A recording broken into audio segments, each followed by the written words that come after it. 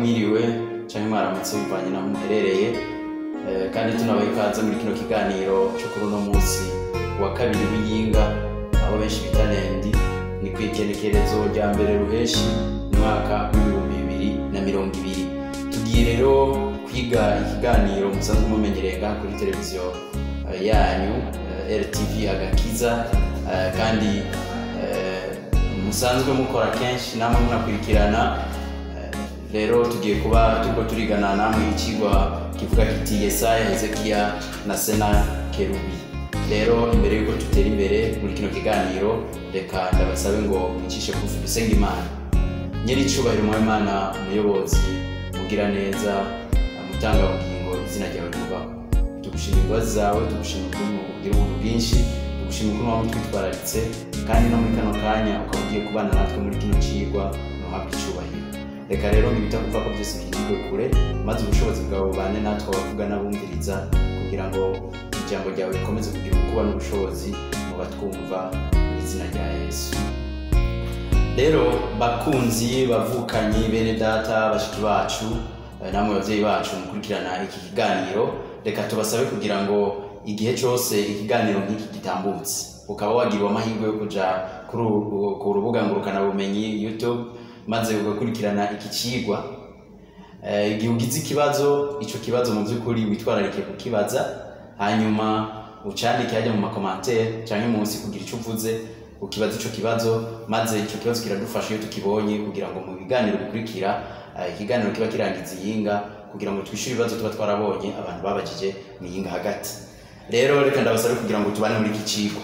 Umugabo yitwa Yesaya benshi turamuzi muri Bibiliya, hari ibintu byinshi yagiye arandika, yari umuhanuzi mu bwoko bw'Abisirayeli, avuga igihe kirekire imbere y'uko Abisirayeli batwagwa inyagano bajana no mu gihugu cy'i Babuloni. Uyu yabaye umwe mu bahanuzi bakomeye.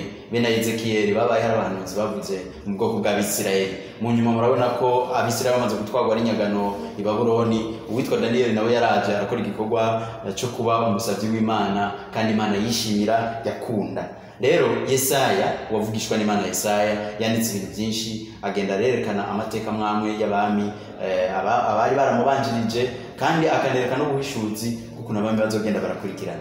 Rero nko mu gice cya 36 cyo wavugishwa n'Imana Yesaya hariho amakuru y'umwami yitwa Senakerubi, umwami w'Ashuri. Uyu mwami mu by'ukuri yarageze igihe yirata yishima cyane kubera yuko yagavye ibitero byinshi kubisagara byari bikikijwe inzitiro byari hafi i Yerusalemu, byari bisagara by'Yudaya byatwagwe Buyuda.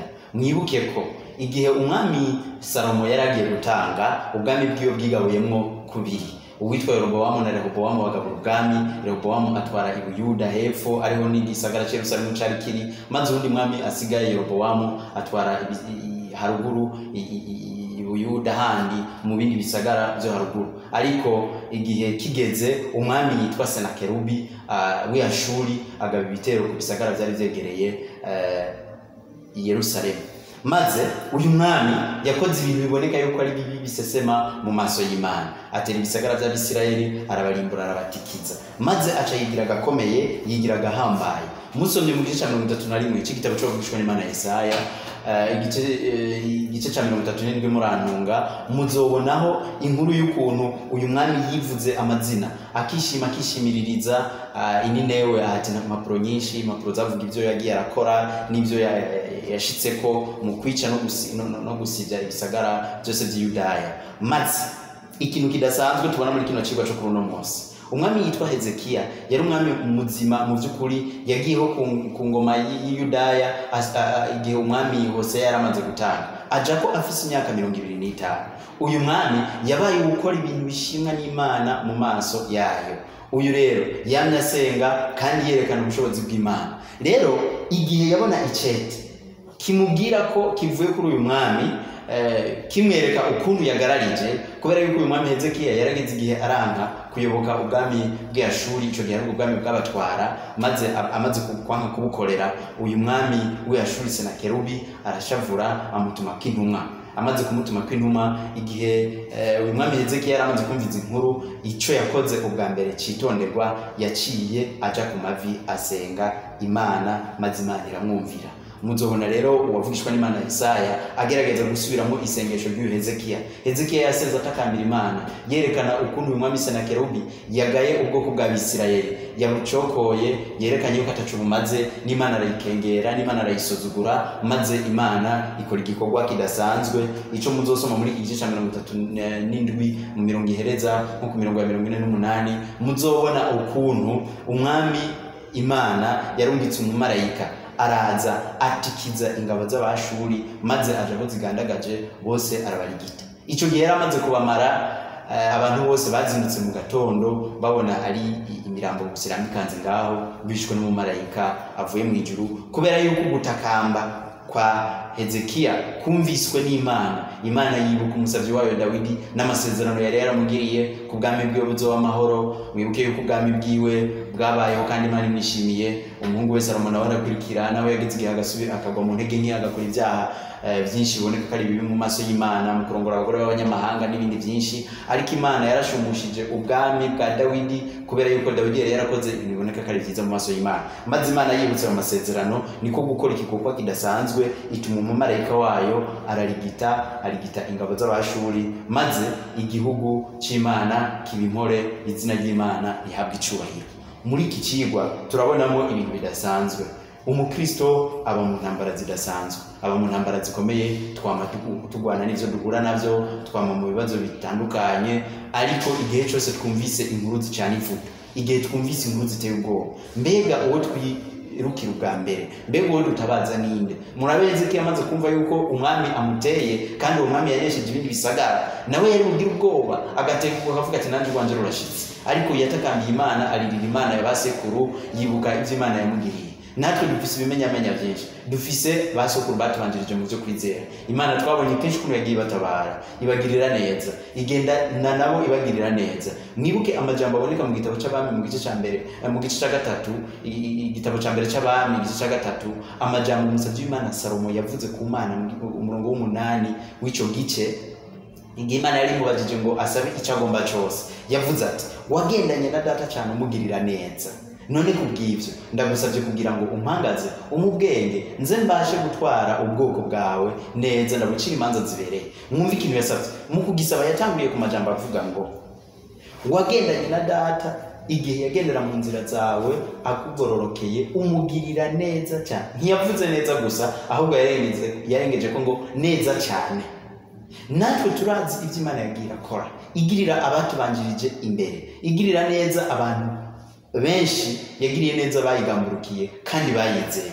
Natwe ntidukwiye gukwekeranya, igihe cyose tugeze mu bibazo tuze twame duhamagara Imana, kandi Imana yiteguye kugira icyo ikora, niyo masezerano yayo. Na Yesu yaravuze yigisha abigishwa biwe mu gice nimwasoma ikigwa yigishirije ku musozi w'umugisha, igice ca 5 cy'ubutumwa bwiza bwanditswe na Matayo ni ca 6, muzobona Yesu ikigwa yigishije agenda avuga yahereye ku bahigwa bariho, agenda bandanya aragera ku cigwa kugira ngo musabe muzohabwa, muramutse muzokugururirwa, kuko usaba wese ahabwa, nuramutsa yugururirwa. Ati ninde wo muri mwebwe umwana wiwe yo musaba ifi akamuha inzoka canke inkarasavye? Ati none mwebwe ko muri babi, ko muzi guha abana banyu vyiza, so mwijuru ntazoroshiriza rwose guha mpemu yera bamusaba, bamutakambira ku murango no mwijuru naho yobatevya.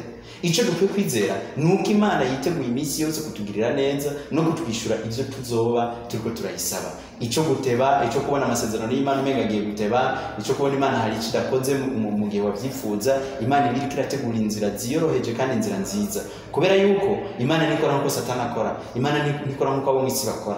Iyo abo mwisi basavye ikintu ari abanyabushobozi, niba ari umutegetsi wo mu miryango y'iwanyu afise icubahiro, ukamusaba akazi kanaka, icyo akora yirukana ubundi kugira ngo kukaza kaguhe, wewe acavyihutisha akirukana ubundi kubera urubu wabo. Ariko Imana suko ikora, kubera yuko Imana irorera igihe ciza kibereye, atawigiriye nawe atanawihemukiye, nawe ivyo wayisavye bikirarondera inzira nziza izobigushikana ko idakoze icaha.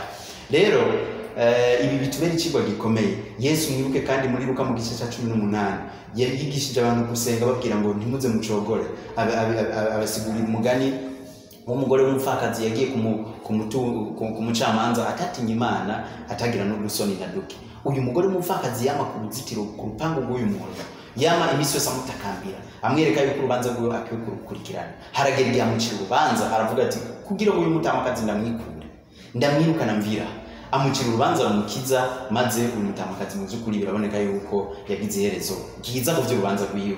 Natwe turakwiye kwamba iminsi yose dutakambira Imana mu gihe cyose tugezemo, maze Imana yiteguye kuzotwishura kandi ntizokwigera idutererana mu bibazo no mu ngorane tugira. Abagenzi bawe, inshuti zawe zishobora kuguhemukira, ariko Imana yo nizigera iguhemukira haba namba. Hashobora kuza amakuru ateye ubwoba, amakuru aguhagarika umutima, intambara, impuha zazo, ariko Yesu arakuremesha kugira ngo maze ureme mu mutima, kuko ivyo bizobaho bizoza, ariko ureme mu mutima kuko nzoba ndi kumwe nawe.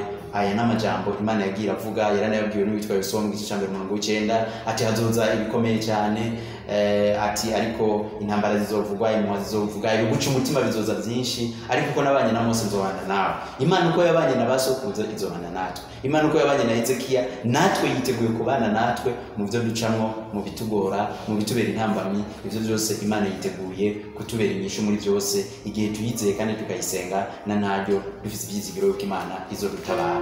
Nuko rero Imana ibahezagire kandi bakomeze, hanyuma yame babera inyishu mu bibazo byose mugira, maze ukwizigira kwanyu n'ukwizera kwanyu kube kugwiriye mu izina ry'Umwami wacu Yesu Kristo.